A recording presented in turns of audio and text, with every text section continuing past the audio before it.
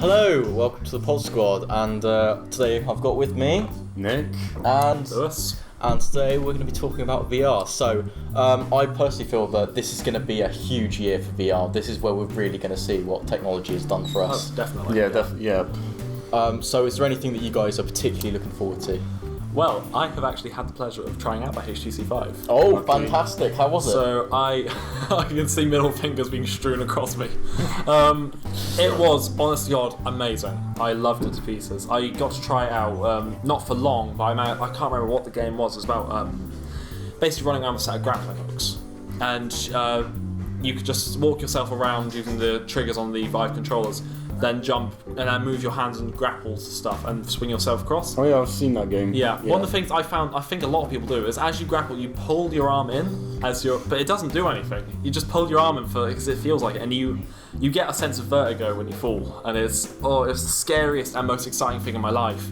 And I really it. Set me now. I want to get a Vive. Really? Yeah, I'm going to buy a Vive. It does sound good. I mean, one thing I did want to talk about is, do you know anything about the prices? Yes, I do know the prices. Really? Is it really a lot? The Vive is roughly £680. Okay. But that's including the motion sensors, the Vive headset, the two controllers. The price honestly to me feels justified because when you use it, you feel that it is fine-tuned, it is detailed, and you get your value for money because it's not some crappy control experience going back 10 years ago where you'd have trouble the controller is out of sync. Yeah. And we all remember yes, Nintendo I think we days. remember those days. Yeah, but honestly, it captures motion so well that I think it deserves to have that price tag. Of course, there are other options as well, like the Oculus Rift is coming out, has fallen behind quite a bit recently. Isn't there on the PlayStation doing one as well? And whatever it was called, I have no idea. No, I don't know. It's just called PSVR now, I think. Yeah. Oh, But I believe the PSVR is significantly cheaper. It's about £300, of course, only for the PlayStation 4. Yeah. And the Oculus, I think, is about 400. I want to say 400 to 500. Which ones are back? Sorry to interrupt. Which ones are going to be available for the Xbox One? That's a very good question. I'm not actually sure. Sure. I would most likely say it would be either the Vive or the Oculus. I wouldn't be surprised if they tried to, because if Sony are working on a way to bring VR to them, it's mostly, I believe it's either they want to be in the market or the fact that most of the other VR systems wouldn't work on the PS4, where Microsoft won't have that problem because the Xbox One uses the same format as Windows. Fantastic. So we could be able to see maybe the Vive and the Oculus will be able to be used on it, maybe not, we'll have to wait and see. Fantastic. Okay, one other thing I wanted to bring up quickly. Now, I think it's Alton Towers theme park. They've announced that there is going to be the first VR rollercoaster. Nick, do you know a bit about it? Not really. I just heard that they've announced it. Thanks, Nick. sorry. It's just you on this, Ollie. We only know the title. Well, I do sort of have. Should I explain the story? The tragic story? Is this your Gadget Show live story? Pretty much I went to the Gadget Show live, and they were doing. I was sort of around sitting near the front, and pretty much I went with my family. And one of the presenters literally went up to my mum and offered her to go on stage and try out the VR headset, and she said no. But there was someone else that said yes. They actually went up on stage, tried out on that, and they actually got a HTC Vive. And you must have been so pissed off cool, the rest of the day. Yeah. Oh dear. I would have done it. Yeah, I would. Yeah, definitely. Yeah. Who wouldn't have done it? Exactly. I mean, the HTC Vive is actually, I believe Valve had quite a lot of it to do as well, and that's why it's so integrated into Steam as well. And VR is definitely taking a big step forward.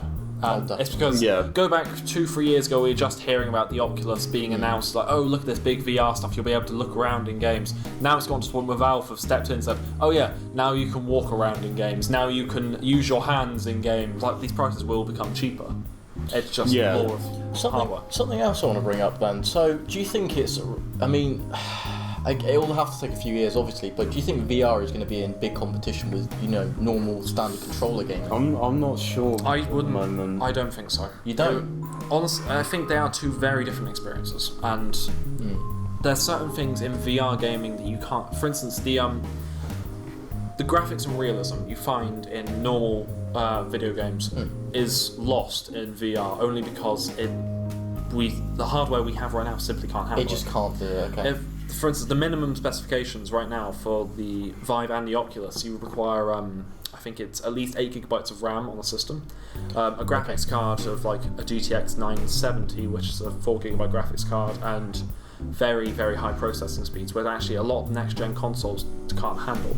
It's because VR, both the Oculus and the Vive, they display in above 1080p. I'm not sure if it's 4K, I think it's under 4K, but it's still higher than 1080.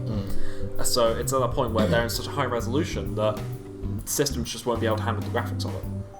So it's even gone to the point where hardware develops and reduces in price so much that we can actually have these insanely powerful systems that can handle it, or so the hardware for VR will always be stuck with low-end graphics for the sake of being able to have the novelty of VR. I'm going to say, I heard an interesting fact, sort of going away from the VR, but sort of about like chips and computers and that. Apparently, like a computer chip could be in about 3 years' time the same amount as the human brain. A scrap piece of scrap paper. Oh wait, what? Yeah, sorry, like what? The same price. As a piece of scrap paper, like an A4-bit scrap paper. So wow. Yeah, by then easily like. There's always constant work going on of how to reduce the size of these computer chips and be able to basically. The way they optimize the systems is seeing how small they can make them, how many they can pack into a circuit board before it starts to literally melt. And it's getting to the point, you get overclocking and cooling. We've seen insane improvements now in system cooling and overclocking. Like, I remember going back, about a year ago, there was, I can't remember where it was, it's like overclocking, sort of, not kind of like a convention. People were using things like liquid nitrogen to cool systems because the systems overclocked to be so fast, they've just needed that cooling for the heat. And it's insane because we're going to need things like this if VR is ever going to progress.